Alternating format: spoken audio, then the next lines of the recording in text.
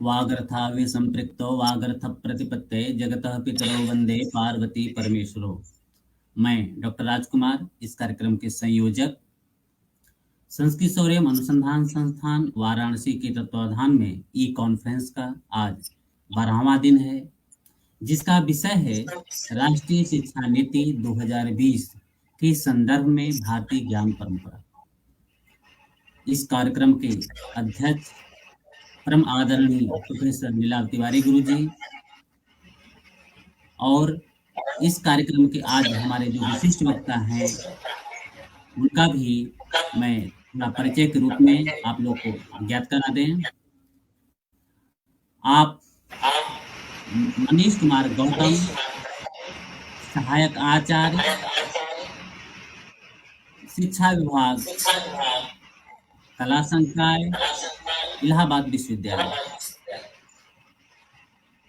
आपके द्वारा जो प्रकाशित शोध पत्रों की यदि हम बात करें तो पीयर रिव्यूड, स्कोपस इत्यादि जर्नल शोध पत्रों को मिलाकर के 19 शोध पत्र आपके प्रकाशित हैं। राष्ट्रीय अंतर्राष्ट्रीय सेमिनार की यदि बात करें तो 20 राष्ट्रीय अंतर्राष्ट्रीय सेमिनार हैं। आप इस समय इलाहाबाद विश्वविद्यालय में सेवा दे रहे हैं। इसके पहले आप 17 से आप केंद्रीय विश्वविद्यालय गया में आप प्रोफेसर थे तब से, और आज इलाहाबाद 2017 से आप कार्य क्षेत्र में हैं। 1-2 प्रोजेक्ट भी आपको मिले हुए हैं। तो सर, आपका संस्कृत सौर्यम अनुसंधान संस्थान में संयोजक रूप में मैं आपका हार्दिक स्वागत एवं अभिनंदन करता हूँ। इस कार्यक्रम के जो अध्यक्ष हैं उनके तरफ से भी मैं आपका हार्दिक स्वागत एवं अभिनंदन करता हूँ। संस्कृत सौर्यम अनुसंधान संस्थान के जो प्रत्येक प्रदेश के अध्यक्ष, संयोजक, उपाध्यक्ष हैं, उन सदस्यों की तरफ से भी मैं आपका हार्दिक स्वागत एवं अभिनंदन करता हूँ। इस कार्यक्रम के जो श्रोता हैं, श्रोताओं का भी मैं हार्दिक स्वागत एवं अभिनंदन करता हूँ। आज का जो विशिष्ट वक्ता के माध्यम से जो आज हम लोग सुनेंगे उसका विषय है राष्ट्रीय शिक्षा नीति 2020 में भारतीयता। आइए सर के श्रीमुख से हम लोग सुनते हैं।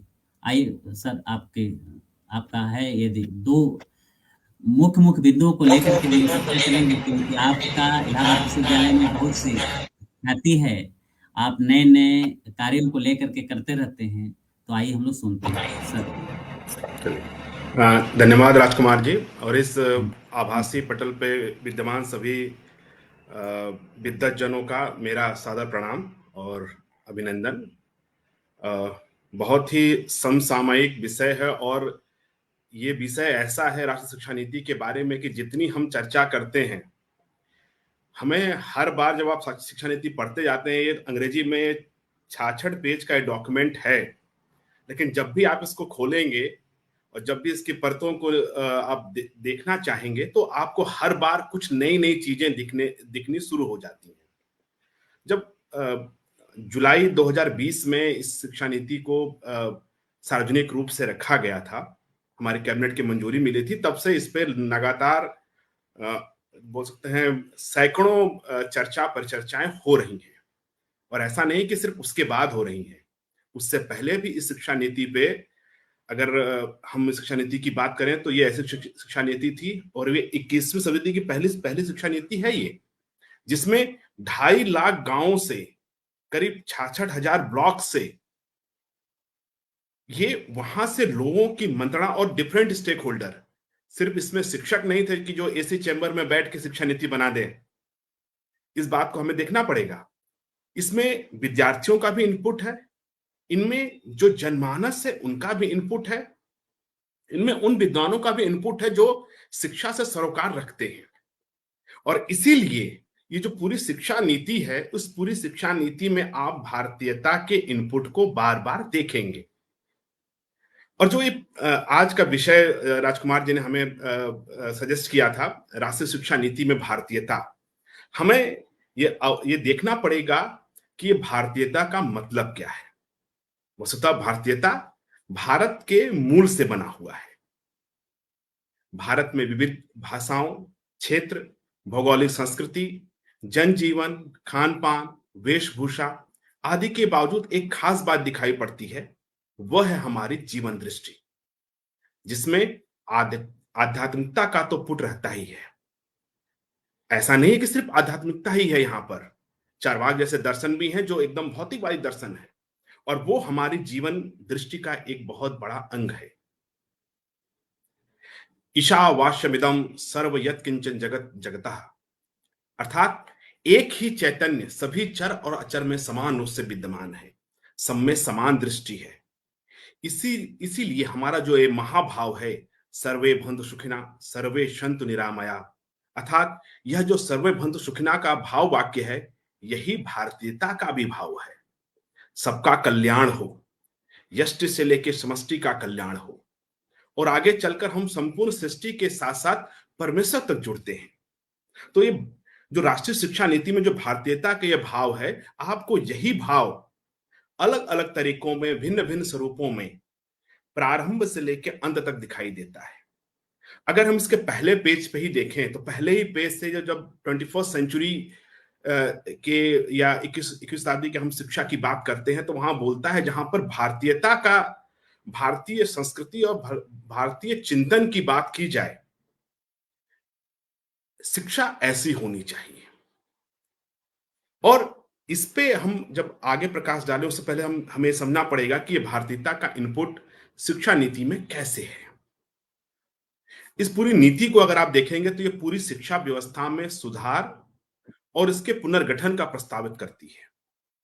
जो 21वीं सदी के जो शिक्षा है, उसकी जो आकांक्षाएं हैं, उस आकांक्षाओं से हम कैसे मेल बिठा पाएं, परंतु साथ साथ हम अपनी प्राचीन भारतीय ज्ञान परंपरा और सांस्कृतिक मूल्यों की जो विरासत है, जो उसकी समृद्ध नींव है, उससे कैसे हम अपनी आने वाली पीढ़ियों को जोड़ सकें, यह इस शिक्षा नीति का मूल है।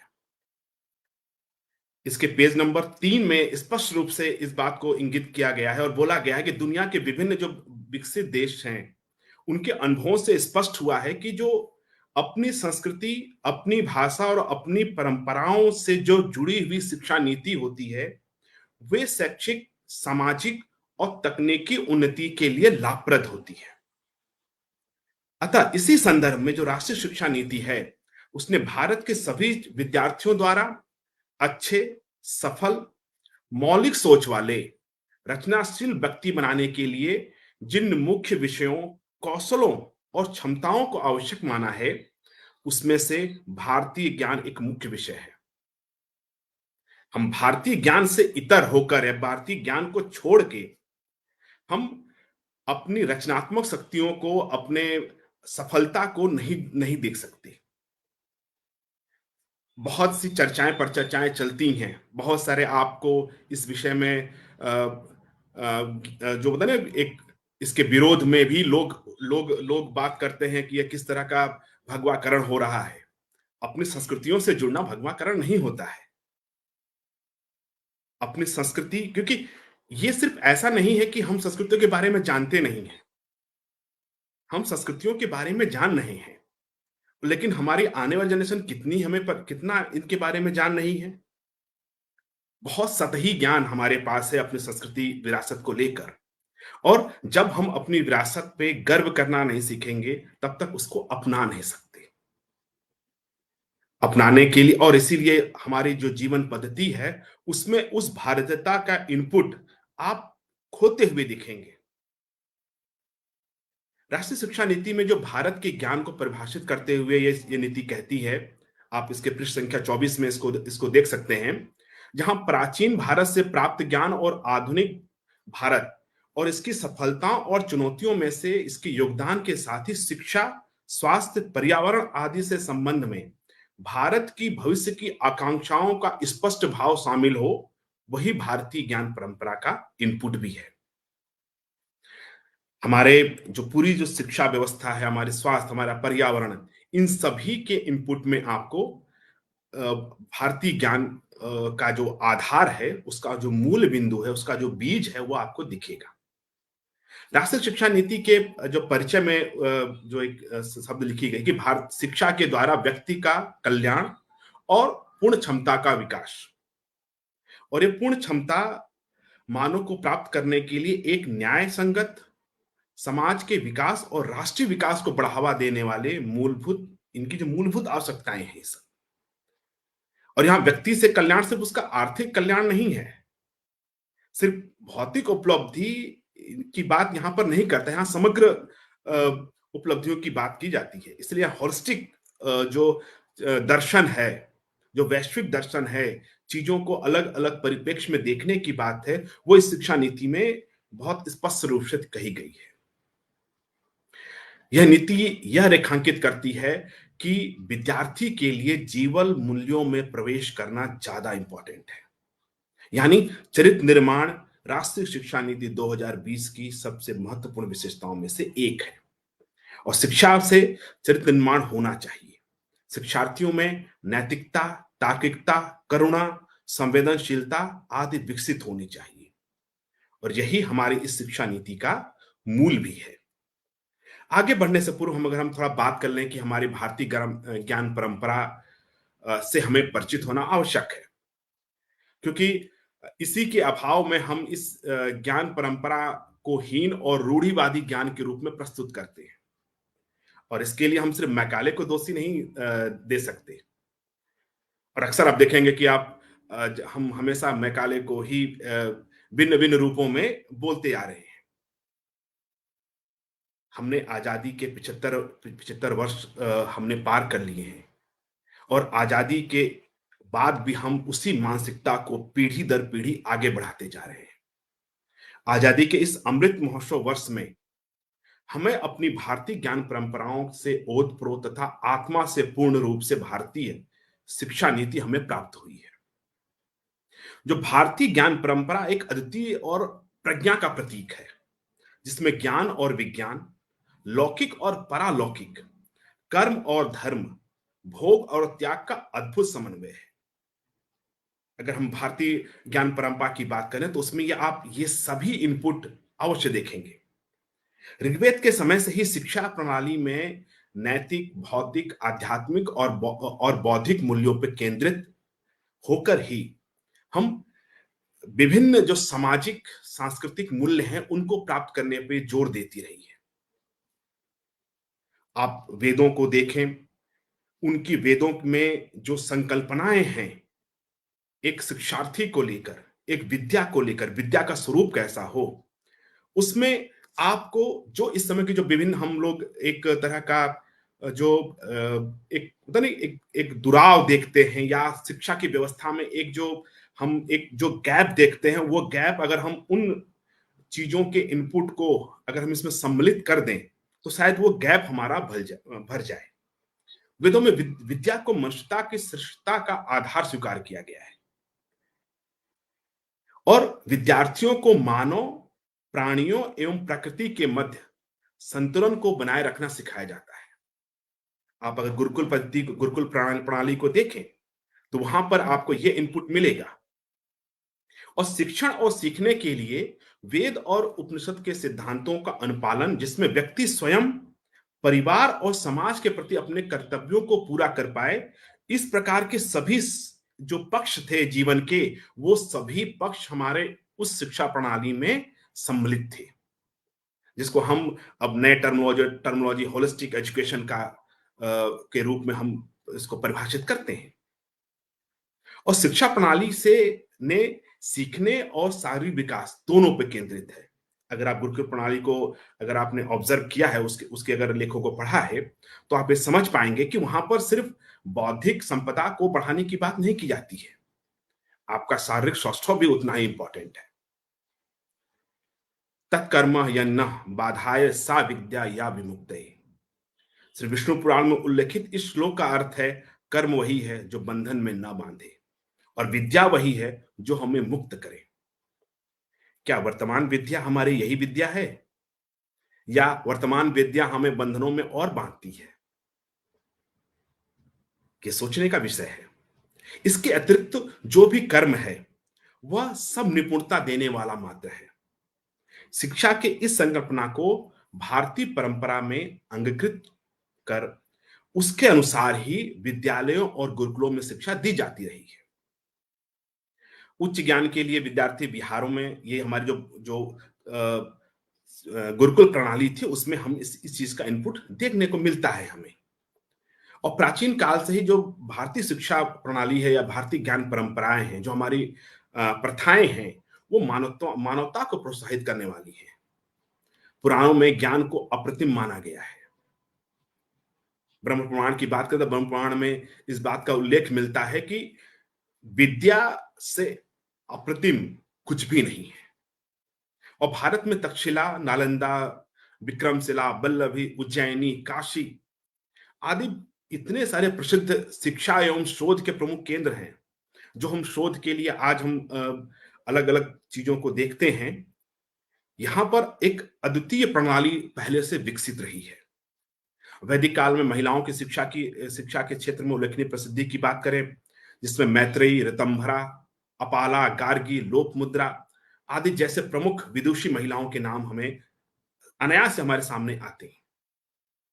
बोधायन, कात्यायन, आर्यभट्ट, चरक, कणाद, नागार्जुन, शंकराचार्य, विवेकानंद जैसे अनेकानेक महापुरुष जो थे, उन्होंने भारत भूमि पर जन्म लेकर अपनी मेधा से भारत की जो ज्ञान परंपरा है, जो भारतीय ज्ञान परंपरा है, उसको विश्व में के सामने उजागर करने का प्रयास किया है। अगर हम गुरुकुल शिक्षा में देखें तो उसके 18 विद्याएं उसके आधार स्तंभ थी, जिसमें 6 वेदांग थे, 4 वेद थे, 4 उपवेद थे, मीमांसा, न्याय, पुराण एवं धर्मशास्त्र।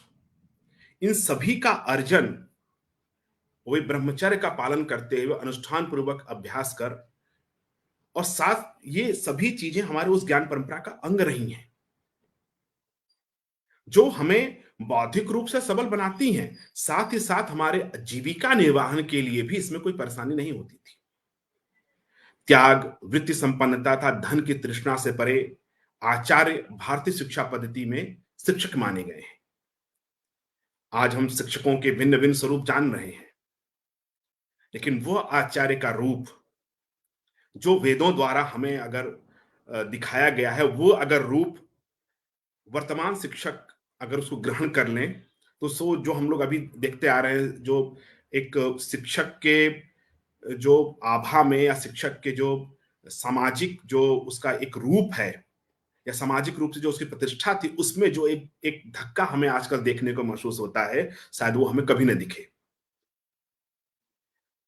शिक्षा को व्यवसाय और सिर्फ धनार्जन का साधन नहीं माना जा सकता है, जो हम लोग अक्सर इसको मान लेते हैं। वायु पुराण में तो उल्लेखित है कि गुरु रूपी तीर्थ से ही सब तीर्थ बेहतर है। मतलब अर्थात गुरु रूपी अगर आप तीर्थ सिद्धि प्राप्त कर लेते हैं तो आपको कोई और तीर्थ करने की आवश्यकता ही नहीं है। और प्राचीन भारतीय सनातन ज्ञान परंपरा में धर्म, अक्ष, अर्थ, काम और मोक्ष को समाहित करते हुए व्यक्ति के संपूर्ण व्यक्तित्व के विकास पर यह कार्य करती है। तो भारतीय जो प्राचीन सनातन पद्धतियां हैं, उसको हम राष्ट्रीय शिक्षा नीति के रूप में किस प्रकार कहां कहां हम लोग उसको देखते हैं, हम उसकी बात करते हैं। और कैसे हम अब थोड़ा कुछ व्यवहारिक बात कर लें कि अगर हम भारतीय शिक्षा नीति की हमारी परंपराओं के बारे में बात करते हैं तो इसको हम कैसे अपने स्कूली पाठ्यक्रम का हिस्सा बनाएं। कि भारत की जो समृद्ध सांस्कृतिक परंपराएं हैं, उसको भारतीय जो हमारी जो स्कूली शिक्षा है उसका अंग बनाना अति आवश्यक है। और ये सिर्फ हमें हायर एजुकेशन में इसको इंटीग्रेट करने से काम नहीं चलने वाला। इसको हमें स्कूल एजुकेशन में और खासकर प्री प्राइमरी से लेके अपर जो हमारी जो शिक्षा की पूरी प्रणाली है, उस प्रणाली में हमें इसको लेके आगे बढ़ना पड़ेगा। इस तरह के ज्ञान हमारे विद्यार्थियों को हमारी समृद्ध ज्ञान प्रणाली और हमारे देश की परंपराओं से अवगत कराने में मदद मिलेगी। हमारी जो सांस्कृतिक इतिहास है, कला है, भाषा है और परंपराओं का ज्ञान विद्यार्थियों में सकारात्मक सांस्कृतिक पहचान और आत्मसम्मान का निर्माण करने में मदद मिलती है। हम अक्सर कोई बहुत अच्छी अंग्रेजी बोलने लगता है तो हम तुरंत भयभीत हो जाते हैं, क्योंकि हमें अपनी भाषा के प्रति उसकी जो सांस्कृतिक पहचान है, उसके प्रति जो सम्मान है, वो हमारे अंदर है ही नहीं। या इस पूरी शिक्षा व्यवस्था में उसको हमारे अपनी भाषागत पहचान को, हमारे सांस्कृतिक पहचान को इतना कमतर बताया गया है, और जो हमारे वैश्विक जो पाश्चात्य भाषा या पाश्चात्य संस्कृति को इतना सभ्य, इतना उत्कृष्ट माना गया है कि हमारे अंदर वो एक हीन भाव पैदा हो चुका है। एक रचनात्मक सभ्यता के रूप में भारत की एक अधिक निष्पक्ष और सुविज्ञ सराहना को बढ़ावा देने वाली है, जहां पर हम संज्ञानात्मक और रचनात्मक क्षमताओं को बढ़ाएं। जैसे हम लोग बात करते हैं बहुविषयक सोच की, मल्टी डिसिप्लिनरी थिंकिंग की। अगर आप हमारी वेदों की ऋचाओं में देखें, या हमारे आर्यभट्ट में लीलावती को देखें, तो वास्तव में भारतीय दृष्टिकोण हमेशा ही भविष्यक रहा है। भारतीय गणितज्ञों द्वारा गणित के इस्तेमाल में काव्यात्मक, उनको काव्य के रूप में, ऋचाओं के रूप में उसको हम लोगों ने देखा है, उस ऋचाओं के रूप में लिखा गया है। क्या हम वर्तमान अपने जो वैदिक गणित है, या जो हमारी जो गणित की जो हमारी शब्दावली जो इस समय हम प्रयोग करते हैं, उसको हम इस रूप से देख सकते हैं कि कैसे हम हिंदी के काव्य के रूप में इसको पढ़ा सकें? सोचने में थोड़ा अटपटा लगता है, क्योंकि हमारे लिए हिंदी भाषा एक अलग तरह की भाषा है और गणित एक अलग तरह का विषय है। लेकिन हमारे भारतीय ज्ञान परंपराओं में गणित को भाषा के द्वारा पढ़ाना, यह अभी की बात नहीं है, बहुत पुरातन समय की बात है ये। और शायद इसीलिए जो गणित को लेकर एक तरह का हम लोग दुर्भाव रखते हैं, क्योंकि हम गणित को एक अलग तरह का विषय माना गया है। वैदिक गणित की बात करें तो वैदिक गणित का जो सूत्र हैं, उन सूत्रों का प्रयोग करके कोचिंग्स पैसा कमा रही हैं, जिसको आप शॉर्टकट मेथड के रूप में आप जान रहे हैं। वो सभी के सभी वैदिक गणित के 13 सूत्रों और 9 जो उपसूत्र हैं उन पे आधारित है। अगर आप उनका और कभी हम जब क्लासरूम में इसको पढ़ाते हैं तो कभी हम इस बात का उल्लेख तक नहीं करते हैं कि ये वैदिक गणित से लिया गया है।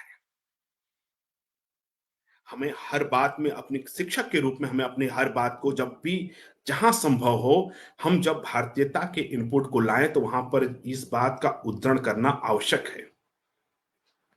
हमारे देश की जो समृद्ध और ज्ञान और संस्कृति के बारे में जो जागरूक करेंगे तो उससे राष्ट्रीय एकता भी बढ़ेगी, और विभिन्न समूहों और क्षेत्रों की सांस्कृतिक विरासत, परंपराओं, इतिहास और उनके योगदान पे जोर दिया जाना आवश्यक है।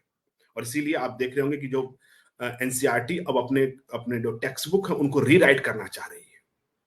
रीराइट करने में सिर्फ ये नहीं है कि किसी एक चैप्टर को हटाया जाए, किसी चैप्टर को निकाला जाए। इस पे अलग से विमर्श हो रहे हैं। लेकिन अगर आप हमारी जो 2 एनसीएफ आई हैं, जो राष्ट्रीय पाठ्यचर्या अभी हमारे सामने एनसीईआरटी ने प्रस्तुत की है, उसमें इस बात को बहुत ही महत्वपूर्ण से रेखांकित किया है कि हम अपने विषयों में, अपने पाठ्य पुस्तकों में हम उन सांस्कृतिक विरासत, उन सांस्कृतिक परंपराओं का, उस इतिहास को हम ज्यादा सराहेंगे, ज्यादा स्थान देंगे जो क्षेत्र विशेष की हो। और देश के इस बहुलतावादी समाज और समृद्ध संस्कृति की प्रकृति में वास्तव में अगर तभी समझा जा सकता है जब हम इन चीजों को इंटीग्रेट करें। और भारत का ज्ञान न केवल सौंदर्यात्मक शास्त्र की समझ विकसित करेगा, बल्कि हमारी विरासत और उसके बारे में विद्यार्थियों को अधिक जानने, उसको संजोने में, उसको संरक्षित करने के लिए भी प्रेरित करेगा। और यह विविधता, सहिष्णुता, आपसी समझ, धैर्य और सह-अस्तित्व के जो सांस्कृतिक मूल्य हैं, वो प्रदान करने में बहुत योगदान देगा। जब हम पाठ्यक्रम को इस तरह से अलग सांस्कृतिक इनपुट, जहां पर हम निराला को भी पढ़ाएं, साउथ के किसी जो शास्त्री हैं उनकी भी रचनाओं को सम्मिलित करें। जब हम इतिहास पढ़ते हैं तो इतिहास में सिर्फ एक वर्ग विशेष के लोग या समाज के जो मुख्य धारा के लोग हैं उनके ही इनपुट को न रखें, बल्कि जो क्षेत्रीय रूप में ऐसे बहुत सारे अनसीन हीरो रहे हैं जो हमारी जो स्वतंत्रता आंदोलन है उसमें महत्वपूर्ण उन्होंने योगदान दिया है, लेकिन वो हमारे टेक्स्ट बुक का पार्ट नहीं रहे। तो उनको भी इनपुट करने का ये प्रयास एक भागीरथी प्रयास में इसको बोलूंगा, यह एनसीईआरटी इस बार करने जा रही है और बहुत हद तक उसने कुछ चीजों को डेवलप भी कर लिया है।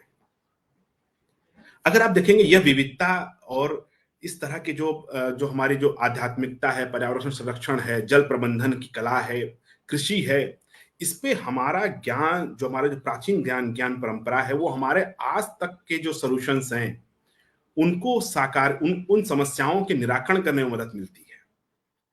और विद्यालय पाठ्यक्रम में इस ज्ञान क्षेत्र को शामिल करने से इस शिक्षा नीति के स्वप्न को और साकार रूप दिया जा रहा है। इस भारतीय ज्ञान परंपरा के मौजूदा पाठ्यक्रम में इसके साथ इंटीग्रेट करने की जरूरत नहीं है। ऐसा नहीं कि हम एक सॉरी क्षमा चाहूंगा, मतलब इसको इंटीग्रेट करने की आवश्यकता है, इसको अलग विषय के रूप में पढ़ाने की जरूरत नहीं है कि हम भारतीय ज्ञान परंपरा का एक नया विषय प्रस्तुत कर दें। हम जब इतिहास पढ़ा रहे हैं, हम जब भूगोल पढ़ा रहे हैं, हम जब अर्थशास्त्र पढ़ा रहे हैं, हम जब गणित पढ़ा रहे हैं, हम जब विज्ञान पढ़ा रहे हैं, तो इन विषयों के पढ़ाने में भारतीय ज्ञान परंपरा का क्या इनपुट है उसको एकीकृत करना आवश्यक है, वरन इसके कि उसको भारतीय ज्ञान परंपराओं को एक अलग विषय के रूप में पढ़ाना। अगर मैं विज्ञान पढ़ा रहा हूं तो मुझे विज्ञान में जो भारतीय ज्ञान परंपराओं में जो पुरातन, जब हम लोग खगोल शास्त्र का अध्ययन करते हैं तो उसमें आर्यभट्ट द्वारा दिए गए या वारामिहिर द्वारा दिए गए जो संकल्पनाएं हैं उनके बारे में, उनके इनपुट को यहां पर सम्मिलित करना आवश्यक हो जाता है। और भारत में ज्ञान की सामग्री, पाठ सामग्री अन्य विषयों जैसे भाषा, साहित्य, ललित कला के साथ साथ सामाजिक जो विज्ञान के विषय हैं उसमें भी संबंध स्थापित करने का भरपूर अवसर देती है। हम विभिन्न गतिविधियां आयोजित कर सकते हैं, जिस गतिविधियों में हम अपनी भारत का ज्ञान, हमारे विरासत को, हमारे सांस्कृतिक एकता को, उसके रूप में हम बच्चों को एक नया दृष्टिकोण प्रदान करें। और इस तरह के ज्ञान, ये वैज्ञानिक तरीके हैं। जब हम भारतीय ज्ञान परंपरा को इंटीग्रेट करने की बात करते हैं तो आप इस बात को, क्योंकि हम लोग को अभी तक उस बारे में पढ़ाया ही नहीं गया है और हमारे जो भारतीय ज्ञान परंपरा को उसको एक तरह से उपहास के रूप में उड़ाया गया है, जो मैकाले ने उड़ाया था, और वो वही हम आज तक उसको ढोते आ रहे हैं। दूसरी महत्वपूर्ण बात है इस भारतीय ज्ञान परंपरा के विषय में कि इसको एक, मतलब आप देखते होंगे कभी एनसीईआरटी बुक में छोटे से खाने में हमें एक बॉक्स में बनाकर दे दिया जाता है कि ये इसमें ये चीजें थी। ऐसे जोड़ के प्रस्तुत करने से काम नहीं चलने वाला है। अगर हम आधुनिक समय में लोकतंत्र पर चर्चा करें और लोकतंत्र को आपको अपने विषयों में पढ़ाना है, तो क्या आप शंकराचार्य के उस उद्धरण को नहीं लेंगे जहां पर शंकराचार्य जब शास्त्रार्थ करने जाते हैं तो उसमें सबको भागीदारी लेते, और जो अपने प्रतिद्वंदी होता, प्रतिद्वंदी के ही शुभचिंतक को बोलते हैं कि आप इसके जज बनिए। तो ऐसे बहुत सारे उद्धरण हैं जिसके द्वारा आप लोकतांत्रिक व्यवस्था को विद्यार्थियों के सम्मुख रख सकते हैं। साथ ही साथ अगर हम संस्कृति के अनुभवों को स्वयं से सीखने के लिए अगर हमें प्रेरित करना है तो एक बहुत अच्छा इनिशिएटिव इस शिक्षा नीति में लिया गया है, जिसको उन्होंने टर्म दिया है लोक विद्या का।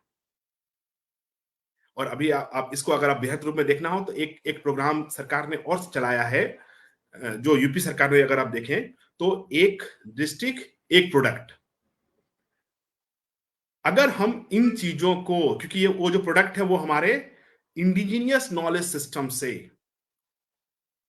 वो उद्धृत प्रोडक्ट्स हैं, जो अगर हमें अपनी संस्कृति की तरफ बच्चों को झुकाव लेना है तो हमें ऐसे पारंपरिक जो शिल्प हैं, उनके जो शिल्पकार हैं उनको विद्यालयों में आमंत्रित करिए और उनके द्वारा उनकी जो शिल्प कला है उनसे विद्यार्थियों को परिचित कराइए। कुम्हार है, कुम्हार अपना घड़ा बहुत अच्छा बनाता है, अपना बर्तन बहुत अच्छे बनाता है, आपके चाय के लिए कुल्हड़ बहुत अच्छा बनाता है। कभी उसकी कला को विद्यार्थियों से उनको मिलाइए और ये बताइए कि जब कुम्हार ये काम कर रहा है तो उसमें गणित कहाँ है, उसमें विज्ञान कहाँ है? तो शायद वो विद्यार्थी और वो कुम्हार के बीच का जो आजकल जो हम लोग सामाजिक द्वेष देखते हैं और जो श्रम के प्रति हमारी गरिमा है, जो हमारी जो हम लोग श्रम को एक हीन भाव से देखते हैं, शायद हम श्रम की गरिमा को भी समझ पाएँ। और हम ये समझ पाएँ कि जब कुम्हार वो चक्की चला रहा है तो उसमें विज्ञान कहाँ पर है? कहाँ पर सेंट्रीफ्यूगल फोर्स लग रहा है? कहाँ पर वृत्त की संरचना कहाँ पर आ रही है? आप बेलन की संरचना कहाँ पर देख पा रहे हो? वहाँ पर ज्यामिति कहाँ है? वहाँ पर विज्ञान कहाँ है? और ये शिक्षक का कार्य है जहाँ को इन चीज़ों को जो स्थानीय शिल्प हैं, स्थानीय शिल्पों को अपने विषयों से जोड़े और उन शिल्पकारों के का सम्मान करें। हम ऐसे बहुत सारे जो क्या बोल सकते हैं, जो परियोजनाएँ हैं, जो प्रोजेक्ट हैं, वो हम दे सकते हैं। अभी तक हम तथाकथित प्रोजेक्ट चले आ रहे हैं, जो एक ढर्रे पे चले जा रहे हैं। धोलावीर जैसे शुष्क क्षेत्र में भी प्राचीन समय में व्यापक जल प्रबंधन प्रणाली थी और उस परियोजना अगर हम इस तरह की परियोजना को विद्यार्थियों को प्रोजेक्ट के रूप में दें, तो वो हमारे पूर्वजों की तकनीकों की प्रगति को भी समझ सकेंगे। और बल्कि उन्हें ये भी समझने में उनको मदद मिलेगी कि जो उस समय के लोग अपने स्थानीय समस्याओं को किस प्रकार उसको हल करते थे। जो हम लोग अब बात करते हैं एंटरप्रेन्योरियल माइंडसेट की, उद्यमिता जो चिंतन की बात करते हैं, जहां पर हम सॉल्यूशन बेस या आउट ऑफ बॉक्स थिंकिंग की बात करते हैं, वो ऐसे विकसित नहीं होगी जब तक हम इस तरह की परियोजनाओं को जो भारतीयता का इनपुट लेते हुए अगर हम उसको दें, तो हमारे इससे दो कार्य सिद्ध होते हैं। वो हमारे सांस्कृतिक विरासत को बच्चे समझ पाएंगे और साथ साथ उनके out of the box thinking भी डेवलप होगी।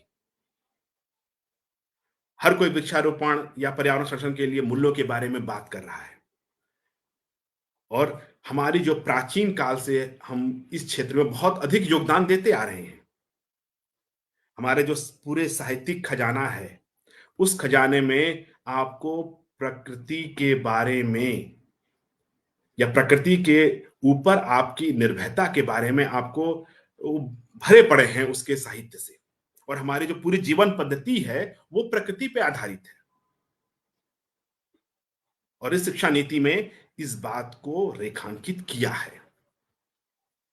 भारतीय ज्ञान से संबंधित अगर विभिन्न विषयों पर स्कूलों में प्रतियोगिताएं कराए जाएं, वित्त चित्र किए जाएं, जो हमारे जो उस समय के विदुषी जो महिलाएं हैं, जो विद्वान थे, उनकी उनकी जो जीवन गाथाएं हैं, उनकी जो जीवन रचनाएं हैं, उनको उनके सामने प्रस्तुत किए जाए विद्यार्थियों के सामने, तो वो भारतीय ज्ञान परंपराओं को हमारे आज की शिक्षा में उसकी जो उपयोगिता है उसको हम स्पष्ट रूप से देख पाते हैं। और जो जितने भी विषय पढ़ाने हैं उसमें सबसे इंपॉर्टेंट है हमारे शिक्षक के रूप में एक शिक्षक किस तरह से उन भारतीय ज्ञान परंपराओं को महत्व देता है। अक्सर हम शिक्षक के रूप में ही फेल हो जाते हैं क्योंकि शिक्षक को एक अगर मुझे इस तरह का कोई भी कार्य विद्यार्थी से करवाना है तो मुझे उसके लिए पढ़ना पड़ेगा। मुझे स्वयं अपनी भारतीय ज्ञान परंपरा के बेहद रूप से उसके अंदर तक, उसकी जड़ों तक जाना पड़ेगा। और इसी के अभाव में हम इन चीजों को एक सुपरफिशियली रूप में दे देते हैं। हम लोग बात करते हैं अभी अभी हमारे करिकुलम में जो राष्ट्रीय शिक्षा नीति है उसमें एक चीज और स्पष्ट की गई है कि कोई भी करिकुलर और को करिकुलर का डिवीजन नहीं होगा। जो सह पाठ्यचर्या या पाठ्यचर्या में दोनों में कोई कोई बाइफिकेशंस नहीं होंगे और इसका इनपुट भी हमारी प्राचीन भारतीय शिक्षा प्रणाली से ही आया है, जहां पर खेल कूद और ज्ञान जो जो जो जो विषयी ज्ञान थे उनके साथ खेल कूद, कला, संगीत, ये शिक्षा के एकीकृत पाठ थे, इंटीग्रेटेड उसके उसके अंग थे और जो व्यक्ति के सर्वांगीण विकास पे योगदान देते थे। ऐसे आप बहुत सारे उदाहरण, बहुत सारे इनपुट्स आप भारतीय इस भारतीय शिक्षा नीति में आपको देखने को मिल सकता है। हम अनुसंधान और ज्ञान की परिदृष्टि से पूरे विश्व में तेजी से एक परिवर्तन का दौर गुजर रहा है और भारत अब विकसित देश बनने की दिशा में आगे बढ़ रहा है। अगर आप कल के माननीय प्रधानमंत्री के अगर उस उद्बोधन में अगर आप सहभागी हो रहे होंगे, जहां पर 2047 में भारत को विकसित राष्ट्र के रूप में देखने का स्वप्न हम सभी भारतीयों के आंखों में, और उसकी जो एक पूरा रोड मैप है वो माननीय प्रधानमंत्री ने प्रस्तुत किया है। तो उस विकसित भारत के लिए यह आवश्यक है कि हम भारतीय जड़ों से जुड़ें। जड़ों से हटकर हम कभी भी विकसित नहीं हो सकते। जो वृक्ष जितना बड़ा आपको बाहर दिखता है, वो उतना ही अंदर अपनी जड़ों में भी रहता है। जिसकी जड़ें जितनी कमजोर होती हैं, वो वृक्ष का जो पराभव होता है, उस वृक्ष का जो विकास होता है, उतना ही कम होता है। इसलिए जितनी हम अपनी जड़ों में जाएंगे, हम उतनी ही विकसित देश की जो संकल्पना है, उस संकल्पना में अपने आप को आगे देख पाएंगे। तो पूरी शिक्षा जो हमारी व्यवस्था है, उसकी जो बुनियादी बदलाव हैं, अगर हम उनको देखें तो उसमें शिक्षक की जो उपस्थिति है वो सबसे अधिक प्रभावी रूप में है। क्योंकि पूरी शिक्षा नीति को अगर आपको पटल पे लाना है, तो वहां पर शिक्षक एक ऐसा व्यक्ति है जो इस पूरी शिक्षा नीति को अर्श पे भी ला सकता है और फर्श पे भी ला सकता है। और इस पूरी शिक्षा नीति में जो शिक्षक को हम गुरुकुल शिक्षा प्रणाली में जो शिक्षकों का स्थान हम लोग देखते हैं, उसको स्थापित करने का कार्य इस शिक्षा नीति ने किया है। बस हमें 2 कदम आगे बढ़ना है कि हम जो हमसे अपेक्षाएं इस नीति ने की हैं, हम उस अपेक्षाओं पर खरे उतरें।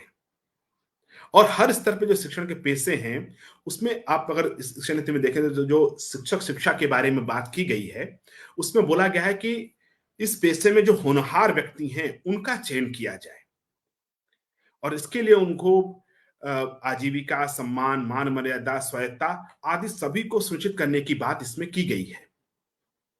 साथ ही इसमें गुणवत्तापूर्ण नियंत्रण और जवाबदेही की प्रक्रिया भी स्थापित करने की बात की गई है। क्योंकि जब आपको स्वायत्ता मिलेगी, स्वायत्ता बिना जवाबदेही के बिना फलीभूत नहीं हो सकती। तो शिक्षक की जो पूरी संकल्पना, अगर आप इसके शिक्षक शिक्षा के अध्याय में जाएंगे, उस अध्याय में शिक्षक की संकल्पना के बारे में जो भी बातें की गई हैं कि वह उसमें करुणा होनी चाहिए, सहानुभूति होनी चाहिए, साहस और लचीलापन होना चाहिए, वैज्ञानिक चिंतन होना चाहिए, रचनात्मकता होनी चाहिए, कल्पना शक्ति होनी चाहिए तथा नैतिक मूल्यों का समावेश होना चाहिए और साथ साथ संविधान द्वारा परिलक्षित समावेशी और बहुलतावादी समाज के निर्माण के लिए जो चीजें इनपुट होती हैं, वो शिक्षक के व्यवहार का अंग होना चाहिए। और ये चीजें आप जो गुरुकुल प्रणाली के शिक्षक हैं, उनमें आप इस तरह के गुणों का इनपुट आप देख सकते हैं।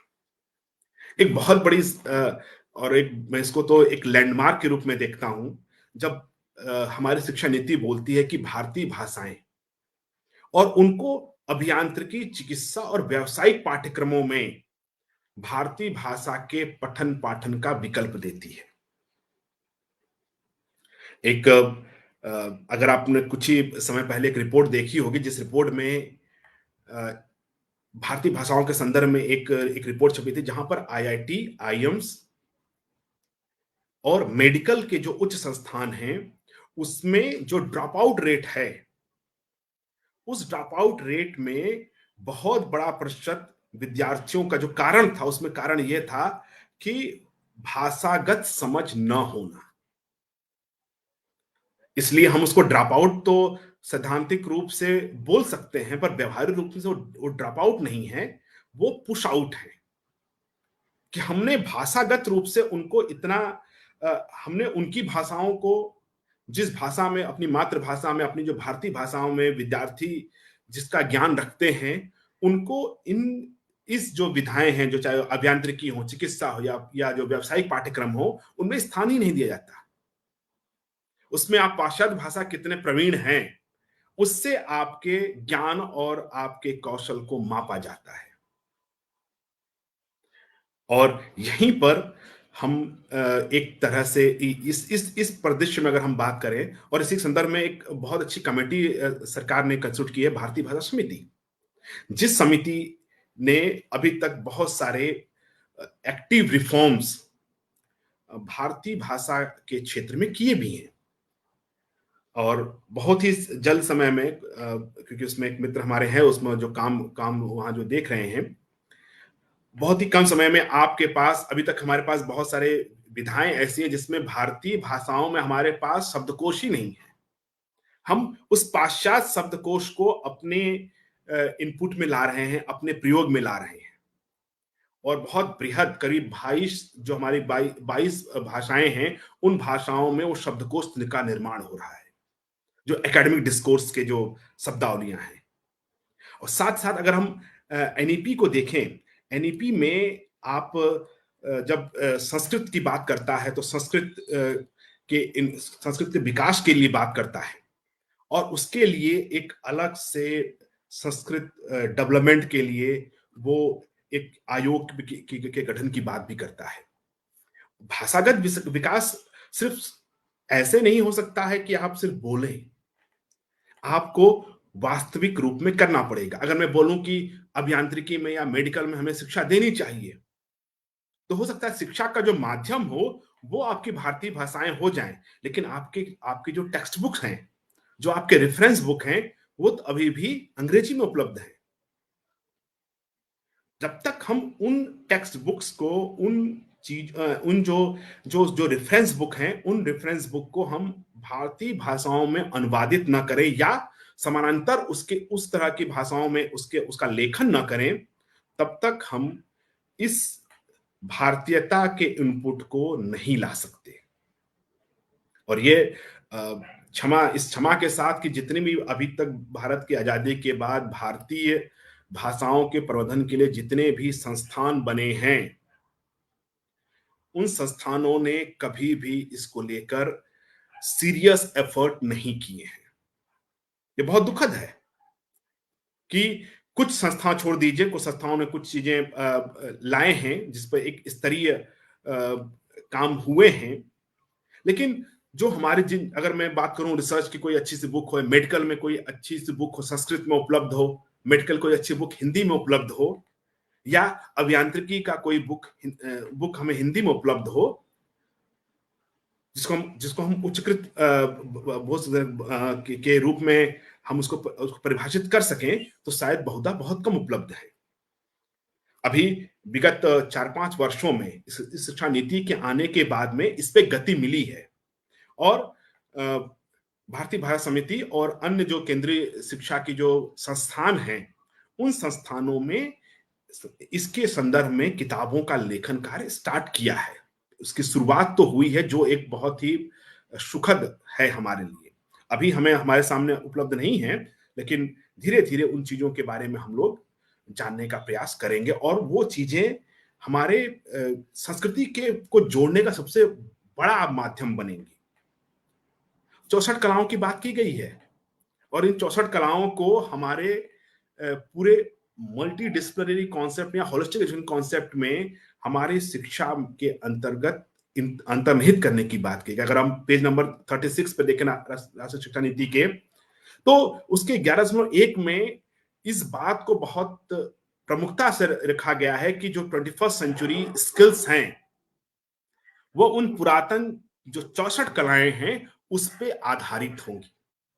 और जो हमारी पूरी जो शिक्षा व्यवस्था है, जिसको आज हम लोग एक टर्म देते हैं STEM, जो साइंस और साइंस, टेक्नोलॉजी, इंजीनियरिंग और मैथमेटिक्स, STEM भी उसको अब बोला जाता है। ये अभी की बात नहीं है। आप हमारा जितना पूरा पूरा खगोल शास्त्र देख लीजिए, वो आपको विज्ञान, तकनीकी, अभियांत्रिकी और गणित पे आधारित मिलेगा। लेकिन ये टर्म पाश्चात्य से आया है, तो इसलिए हम उसके बारे में ज्यादा बात करते हैं। यह एक चीज को इसको हमें देखना पड़ेगा कि हम अपनी धातियों को कैसे नहीं पहचान रहे हैं। और इसका सबसे बड़ा जो प्रभाव पड़ता है वो है ब्रेन ड्रेन का, जो जो मुझे लगता है कि हमें अपनी संस्कृतियों के बारे में पता ही नहीं है, और इसी के अभाव में या हमारे सामने इस तरह से भारतीय ज्ञान परंपरा को अभी तक रखा गया है कि हम उसके प्रति अपने अंदर सम्मान ही विकसित नहीं कर पा रहे हैं, जिसका प्रभाव यह हो रहा है कि हम चीजों को, व्यवस्थित चीजों को बाहर से देखने का प्रयास कर रहे हैं, पाश्चात्य जो ज्ञान है उसके रूप में देखने का प्रयास कर रहे हैं। और जब हम उस चश्मे से देखते हैं तो हमें, जब चश्मा आपका डिफेक्टेड होगा तो आप, संभव है कि जो आप चीज देख रहे होंगे वो भी आपको स्पष्ट दिखाई नहीं देगी। तो हम भारतीय ज्ञान परंपरा को भारतीयता के चश्मे से नहीं देखते हैं, हम उसको पाश्चात्य चश्मे से देखने का प्रयास करते हैं। और जो हमें दिखता है कि अरे इसमें तो ऐसा है, इसमें तो ऐसा है, हमें हमें फॉल दिखते हैं। जब चश्मा गलत हम लगाएंगे तो संभव है कि हमें दिखाई भी गलत ही देगा। अगर हम पूरे संदर्भ में बात करें, राष्ट्रीय शिक्षा नीति के संदर्भ में बात करें, तो इसका जो एक चैप्टर अगर आप देखेंगे जहां पर भारतीय संस्कृति की बात की गई है, जहां पर भारतीय भाषाओं की बात की गई है, जहां हमें जो प्रोफेशनल डेवलपमेंट हैं उनके लिए हम किस तरह से उन चीजों को अडॉप्ट करें, और जो पूरा एक चैप्टर 22 अगर देखेंगे, promotion of Indian languages, art and culture, ये पूरा का पूरा चैप्टर शिक्षा नीति में उस इंटीग्रेटेड, उस एकीकृत जो हम दृश्य है, जो इसके बारे में हम लोग अभी बात कर रहे हैं, उसके बारे में महत्वपूर्ण रूप से उल्लेखित करता है, जहां पर हम अपनी भारतीय संस्कृति, भारतीय परंपरा को एक स्किल के रूप में, एक ऐसे ज्ञान परंपरा के रूप में जो हमारी विभिन्न विधाओं में इंटीग्रेटेड अप्रोच के साथ रहे। और इसी में एक महत्वपूर्ण बात यह भी प्रकट की गई है कि ये तभी संभव है जब हमारे जो टीचर एजुकेशन संस्थान है, जो हमारे जो बीएड संस्थान हैं, उन संस्थानों में भी हम टीचर्स डेवलपमेंट में इन भारतीयता के इनपुट को अक्रॉस द करिकुलम हम उसका अभिन्न अंग बनाएं। और ये बहुत जरूरी है। जब हम बात करते हैं एक भारत श्रेष्ठ भारत की बात करते हैं, जब हम बात करते हैं कि कैसे हम भारतीय सांस्कृतिक धरोहरों को अपने सामने प्रस्तुत करें, तो वहां पर इन चीजों को लेकर हमें देखना पड़ेगा। जो संस्कृति, जो हम संस्कृत विश्वविद्यालयों को लेकर देखते हैं, अभी बहुत ही काम हमारे जो संस्कृत संस्थान, जैसे आप जैसे संस्थान हमारे, मैं देखता हूं कि बहुत राजकुमार जी ने बहुत अच्छे अच्छे लेक्चर्स संस्कृत के ज्ञान के लिए, संस्कृत के संवर्धन के लिए कराए हैं अपने इस फेसबुक लाइव के माध्यम से, जो अत्यंत बहुत सराहनीय है, जो संस्कृत को जनमानस का पार्ट बना रही हैं, जो अभी एक अभाव हम देखने को मिलता है हमें, कि अब क्योंकि संस्कृति को समझने के लिए संस्कृत को समझना बहुत आवश्यक है। हम लोग की जब शिक्षा व्यवस्था जब हुई थी, तो वहां पर हिंदी के में एक अनिवार्य, संस्कृत एक अनिवार्य विषय के रूप में रहा। अब पता नहीं है कि नहीं, मैं इस बारे में अभी विज्ञ नहीं हूं, लेकिन वो ऐसा विषय था जिसके उसमें कम से कम हम लोगों ने संस्कृत को जाना, संस्कृत को पढ़ना सीखा, और वो बहुत जरूरी है। और इसी का अभाव ये हो गया है, अभी अगर आप देखें जो स्कूली शिक्षा में संस्कृत के स्थान को देखें, तो आपको एक उपेक्षित विषय के रूप में ये दिखता है। और इसके बहुत बड़े जिम्मेदार हम स्वयं भी हैं, क्योंकि हमने संस्कृत को जनमानस के लिए या उस तरह के रूप में हमने इसको प्रस्तुत भी नहीं किया है। अब ये जरूरत है कि हम संस्कृत को उस रूप में प्रस्तुत करें जिससे सामान्य जो लोग हैं वो इस बात को समझ पाए। और ये बहुत आवश्यक है। जब तक हम इन चीजों को इंटीग्रेशन नहीं करेंगे, तब तक हम भारतीय ज्ञान परंपरा के उस पराभव को देख ही नहीं सकते, क्योंकि उसके लिए हमारी जो जो पकड़ है, वो पकड़ हमारी भाषाओं पर पकड़ होना आवश्यक है। तो जो अकादमिक और अन्य क्षमताओं के सर्वांगीण विकास की हम बात करते हैं, उन क्षमताओं के विकास के लिए हमें इन बातों का ध्यान रखना आवश्यक है। दूसरी चीज है, जब हम बात करते हैं कि विद्यार्थियों के अगर मूल्यांकन की बात करें, जो मूल्यांकन की प्रणाली अभी हम लोग परख की बात कर रहे हैं, शिक्षा नीति ने इसको बोला है, जो हमारे होलिस्टिक डेवलपमेंट, होलिस्टिक इवैल्यूएशन की बात करता है। आपको एक उदाहरण जो आप देखते हैं कभी, महाभारत या रामायण का जब उदाहरण देखिए, तो क्या वहां पर मूल्यांकन की, सतत मूल्यांकन की प्रणाली नहीं थी? क्या वहां पर जीवन के होलिस्टिक, जिसको बोलते हैं ना कि सर्वांगीण जो मूल्यांकन था, आपके जीवन के हर पक्ष का मूल्यांकन का पक्ष नहीं था? वस्तुतः था, लेकिन हमने कभी उस रूप में उसको प्रस्तुत ही नहीं किया। यह शिक्षा नीति हमारे उन तत्वों को, जो हमने कहीं भूले बिसरे विषय को हमने एक छोड़ दिया है, या उनको हम लोगों ने एक साइड लाइन कर दिया है, उनको फिर से समावेश करने के लिए शिक्षा नीति हमें बार बार प्रेरित कर रही है। राष्ट्रीय शिक्षा नीति में उच्च शिक्षा के क्षेत्र में भी अमूलचूल परिवर्तन की बात कही गई है, जिसमें बहुविषयक विद्यालयों की स्थापना करना तथा अंतर विषयक शोध प्रमुख है। अब अगर हम स्ट्रक्चर की बात करें, तो यहाँ 3 तरह के विश्वविद्यालयों की संकल्पना की गई है। शोध गहन विश्वविद्यालय, जो रिसर्च बेस्ड इंस्टीट्यूशन होंगे, जहां शिक्षण गहन विश्वविद्यालय, जहां पर शिक्षण और शोध, जहां पर शिक्षण प्रमुखता होगी और शोध उसका द्वितीयक विषय होगा। और तीसरा जो था हमारे जो स्वामित्व जो संस्थान हैं, उन संस्थाओं को जिनका प्रमुख लक्ष्य शिक्षण होगा। और ये जो मल्टी डिसिप्लिनरी इंस्टीट्यूशन की बात हम लोग, जो बार बार हम लोग इस शिक्षा नीति में बोली गई है, अगर हम अपने नालंदा को देखें, अगर हम अपने तक्षशिला को देखें, क्या वो इंटरडिसिप्लिनरी इंस्टीट्यूशन का रूप नहीं देखती हैं, जहां पर अनेक विषयों की शिक्षा आपको देखने को मिलती है? एक महत्वपूर्ण कदम इस शिक्षा नीति ने उठाया है, जहां पर राष्ट्रीय अनुसंधान फाउंडेशन की स्थापना की बात की गई है। क्योंकि अगर हमें विकसित देश बनना है, तो हमें अनुसंधान पे निवेश करना आवश्यक है। और इस निवेश के साथ साथ हमें यह इसमें स्पष्ट करना पड़ेगा कि यह जो, और इसी में आप देखोगे कि Bharat Indian knowledge system IKS की भी स्थापना की गई है, जो इंडियन ट्रेडिशनल नॉलेज सिस्टम के विषय में शोध हेतु विश्वविद्यालयों के शिक्षकों को वो फंड दे रहा है। और विगत 2 वर्षों से यह प्रक्रिया सतत रूप से चली आ रही है, जहां पर इंडियन नॉलेज सिस्टम में अगर आपको आपके विषय में कार्य करने हेतु देश के जो विद्वान हैं, उनको अलग तरह से फंड दिया जा रहा है। इस शिक्षा नीति में एक चीज और है, जो हम लोग बार बार बोलते हैं, मल्टीपल एग्जिट मल्टीपल एंट्री। इसमें भी आपको भारतीयता का पुट मिलेगा।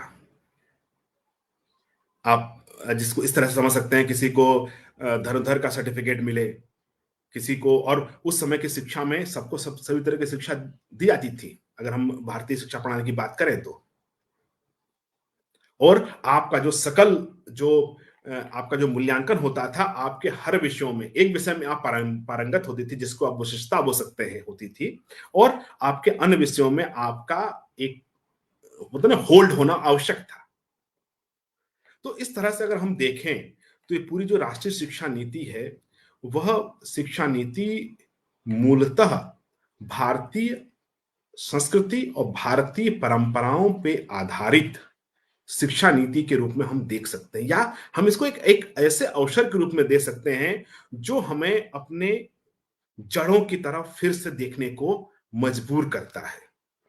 और यह एक अवसर भी है, एक 21वीं शताब्दी में हमारे लिए एक अवसर है कि हम अपने उन केंद्रीकृत भारतीय मूल्यों को देखें, उनको पहचाने, और उनको हमारी आने वाली पीढ़ियों के सामने प्रस्तुत करें।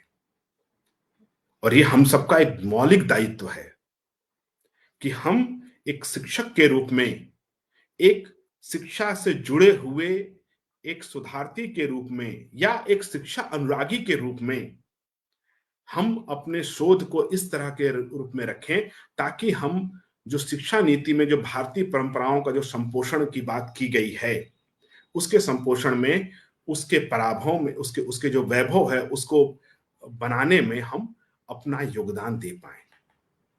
एक किताब है, बहुत अच्छी किताब है, मैं जरूर बोलूंगा कभी आपको मौका मिले।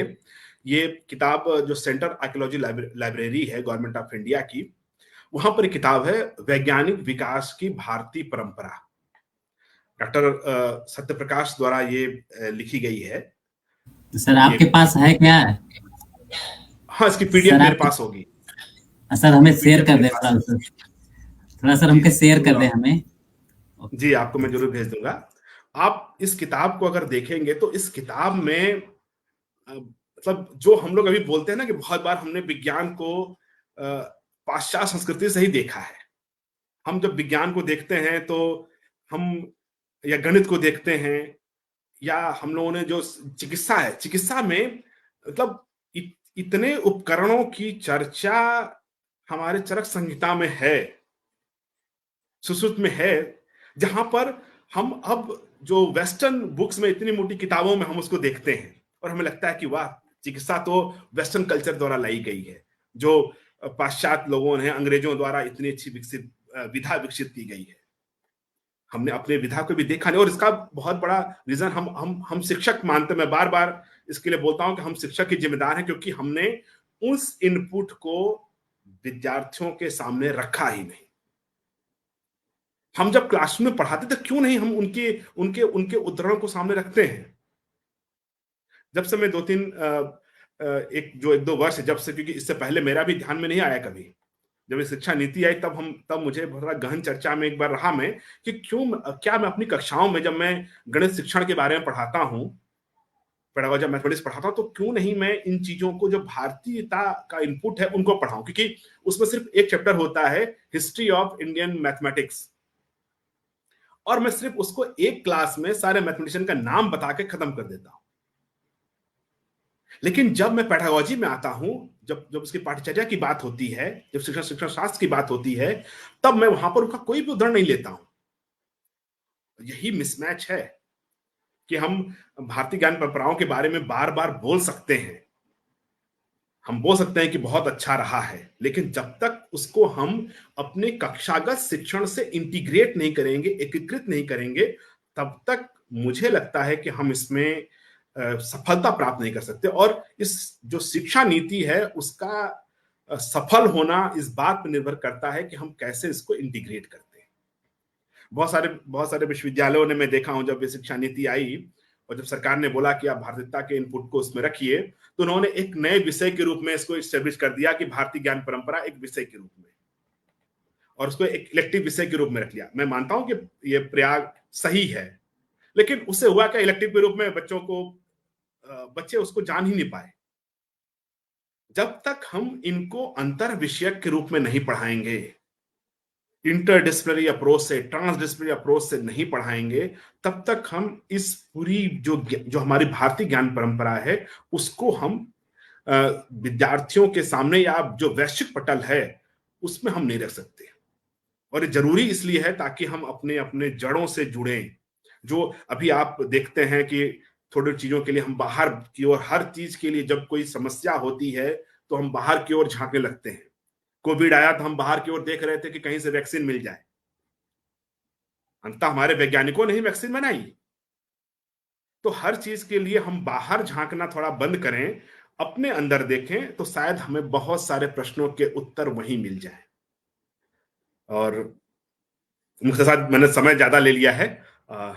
मैं इसी संदर्भ में आपसे बस अनुरोध करूंगा कि सभी लोग एक बार जरूर हमारे सांस्कृतिक विरासतों को देखें, और उसको रूढ़िवादिता के नजर से न देखें। क्योंकि चश्मा, मैं वही बोल रहा हूं, जब चश्मा आप पाश्चात्य संस्कृति का चश्मा लगा के भारतीय संस्कृति को देखेंगे तो आपको धुंधला ही दिखेगा। तो उसको निकालना जरूरी है। आपको सुनने के लिए बहुत बहुत धन्यवाद। चलिए सर, बहुत बहुत धन्यवाद सर। आज का व्याख्यान बहुत अद्भुत व्याख्यान था सर। हमने देखा कि जीवन माने आपको हर चीज, एक शिक्षक का ही पूरा भूमिका है। राष्ट्रीय शिक्षा नीति है, शिक्षक बेहतर प्रयास कर सकता है, ग्राउंड स्तर पे हर बच्चों को दिखा सकता है, जोड़ सकता है, प्रैक्टिकल के रूप में दिखा सकता है। सर आपने व्याख्यान एक एक पॉइंट को लेकर के, सर बहुत अद्भुत व्याख्यान था। बहुत बहुत धन्यवाद सर संस्कृत पे जुड़ने के लिए। और सर एक निवेदन पे आप मेरी बात को मान ली, इसलिए सर संस्कृत शौर्य अनुसंधान संस्थान सर हमेशा आपका आभारी रहेगा। बहुत बहुत धन्यवाद सर। नहीं, बहुत बहुत धन्यवाद। इस मंच से जोड़ने के लिए बहुत बहुत धन्यवाद आपका Rajkumar ji. Thank you sir, thank you.